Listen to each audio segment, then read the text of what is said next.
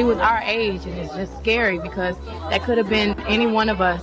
And she was an angel, and I know that now she's with God. Jaguar Wright explained how Rihanna was sold to Jay Z at 16 years old. She explained how it was super sketchy that Rihanna got brought to America at only 16 years old without any parental supervision, and how she auditioned for Jay Z at 3 o'clock in the morning. She explained how it didn't make sense that Rihanna's parents would let her fly by herself after just meeting Evan Roberts all the way to America to meet with Jay Z in the middle of the night.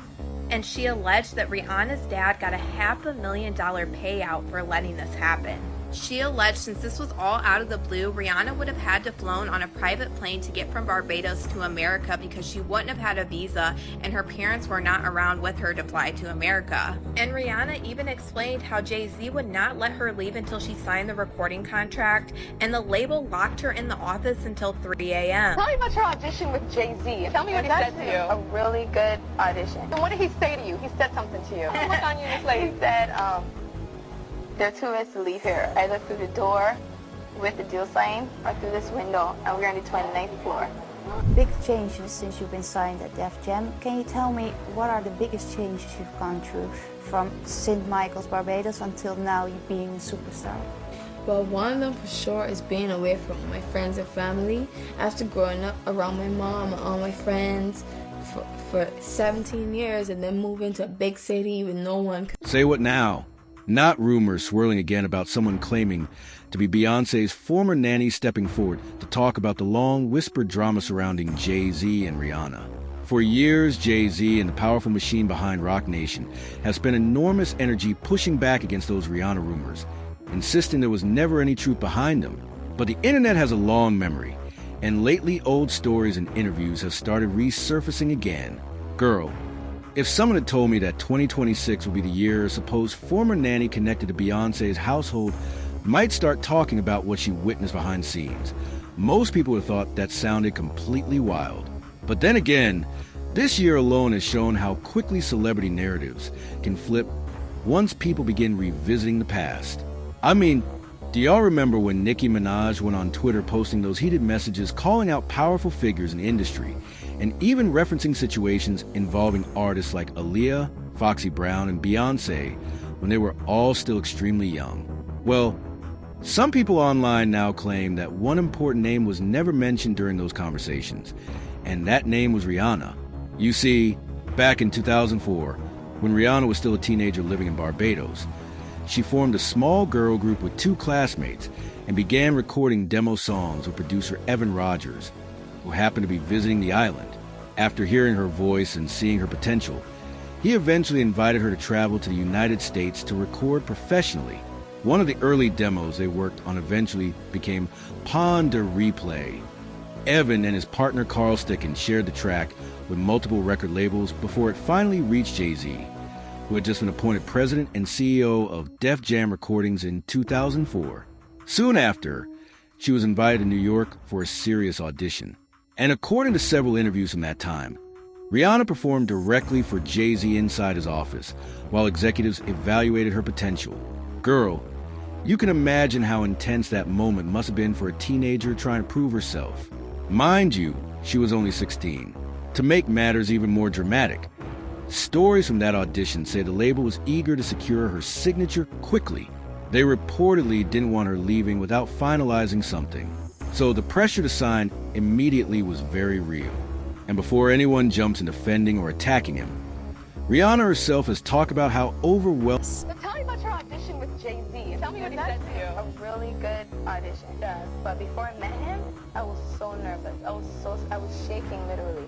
But the moment I walked into the office, the atmosphere was so warm and welcoming. You had to sing a cappella for him? Yes, I had to sing. I sang Pon de Replay. I sang another ballad for the album last time. So then what did he say to you? He said something to you. Oh yes, he said, we don't sign songs here, we sign artists. And there was this little pause, and I was nervous. But then he said, and we're interested. And there was this sort of feel of relief. So then he said something about a window and a door. Oh, then he said, he said it whole I did a lot of work on you this lady. He said, there are two ways to leave here, either through the door with the deal sign or through this window, and we're on the 29th floor. like, where's the pen? Where's the paper? I'm signing. Yeah. And I'm sure working with Jay Z, you met Beyonce. That's right. How was it like meeting her? I could not speak. Really? Really. That's someone I really looked up to for a long time. And it was after one of my showcases, and he was introducing me to everyone from the label. Then he finally said, okay, one more person. And there she was. And I could not speak. And she gave you some advice. Yes, she did. She just told me to, when I get on stage, let loose, have fun, and be in control. Yeah, and don't be afraid to let it go. No. Because she'd be like, what? You know how Baby. And honestly, I never understood why the audience laughed at that moment. Because when you really listen to what Rihanna was describing, the situation sounded extremely intense for someone her age. She was only 16 years old, and the people deciding her future were fully grown adults with enormous power in the industry. Anyway, the story didn't stop there. In 2005, when she officially released Pon de Replay under Def Jam and the song began climbing the charts, a surprising controversy suddenly appeared in the media. Her publicist at the time spoke to reporters and suggested that Jay Z might be involved in a secret relationship with Rihanna. The comments spread across blogs instantly. Later on, that same publicist completely walked the story back and claimed he had invented the rumor purely as a marketing stunt designed to create buzz around the single. But people online never fully accepted that explanation.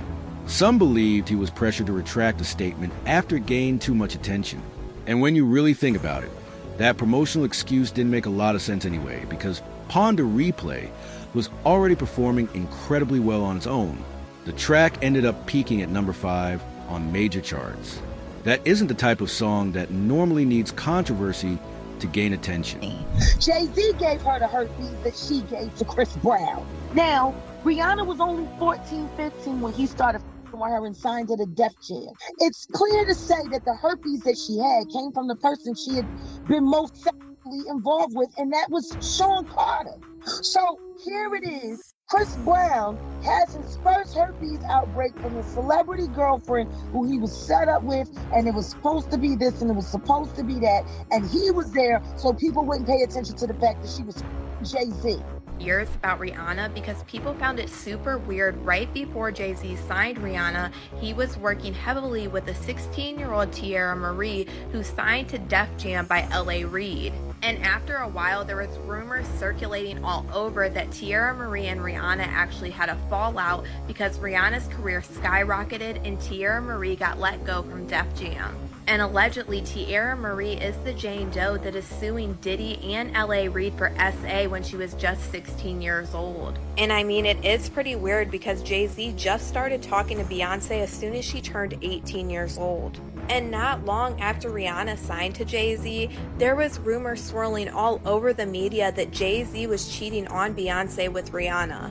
And a lot of people still to this day never understood why Rihanna and Beyonce are not close, and we've never got a collaboration with the two of them, even though Rihanna was claimed one of Jay-Z's biggest stars.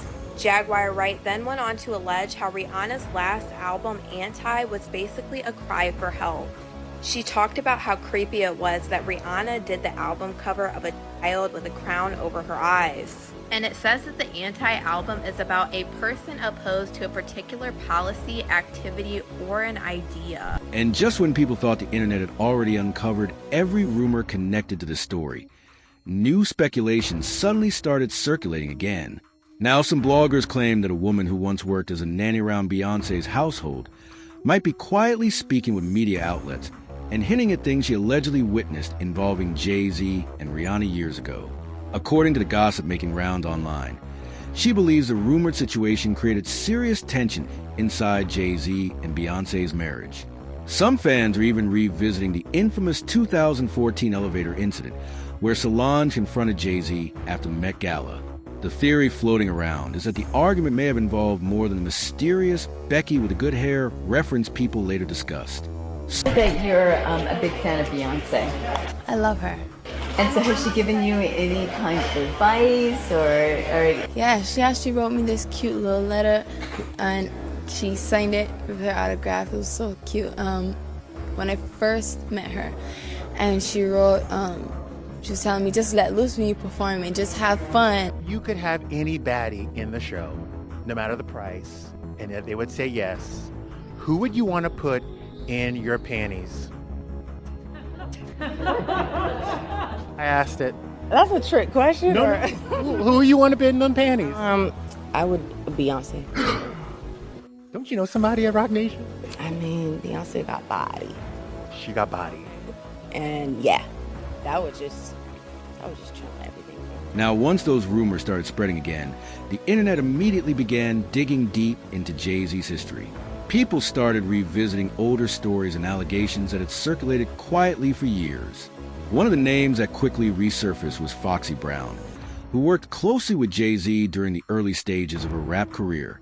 Back in the 1990s, it was rumored that the two may have been involved personally when Foxy Brown was still extremely young. Some reports claimed she was only around 15 while Jay Z was already nearing 30 at the time. According to the gossip that... Was I shocked when Jay said the line in Picasso Baby? Yes, because we've talked about that. We have a history that supersedes music, and we know how this business works. We sit back and we laugh at those rumors. We laugh at that. I think he began to feel the pressure because people were saying my age, the age thing. She was 15, 14. She was 15, 14. And after a while, that gets to a person. The Jay I know, the Sean I know, never comes out of character. So. Yeah, I remember Foxy Brown and Jay. Ain't no woman like the one I got. No one could love you bad. In fact, Foxy Brown herself once hinted online that she might reveal her full story one day, and that message immediately sent shockwaves through fans who remembered the old rumors. However, shortly after those posts appeared, she seemed to step away from the conversation entirely. Some people believe powerful industry figures may have encouraged her to stay silent. In one message, she wrote that her story would shock people to their core and that she never wanted to portray herself as a victim. She explained that she had to step back for her own peace of mind because the situation had taken a serious emotional toll on her life. Then there's the case of Aaliyah, another artist whose name occasionally appears in these conversations. According to long-running rumors, Jay Z also expressed interest in her years ago. That Sean Carter is responsible for enacting Hype Williams to put Aaliyah on a faulty plane to move her out the way as punishment for rejecting him, and so he could level up Beyonce, who was struggling.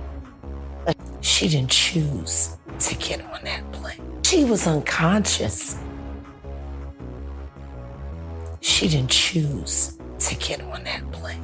Why would you need to sign a non-disclosure agreement about a plane crash and what happened leading up to? And what makes the situation even more controversial for some fans is the fact that Jay Z continued collaborating professionally with R.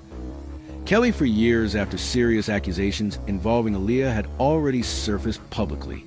Many people argue that any man with strong morals would have distanced himself immediately from someone facing those kinds of allegations. Yet Jay Z went forward with a full collaborative project alongside R. Kelly titled Best of Both Worlds, and even toured with him afterward. Now, to be completely fair, nobody can say for certain how much Jay Z knew about the details surrounding those accusations at the time. But one thing is clear. His public image today is far more complicated than the flawless reputation many people once believed. As always, the internet quickly formed its own theories. One commenter said this might explain why Beyonce and Rihanna never released a collaboration, despite working with nearly everyone else in the industry. Another person wrote that if these rumors involving Rihanna, Foxy Brown, and Jaguar Wright ever proved true, it could expose a pattern that the public ignored for years. Now I want to hear from you.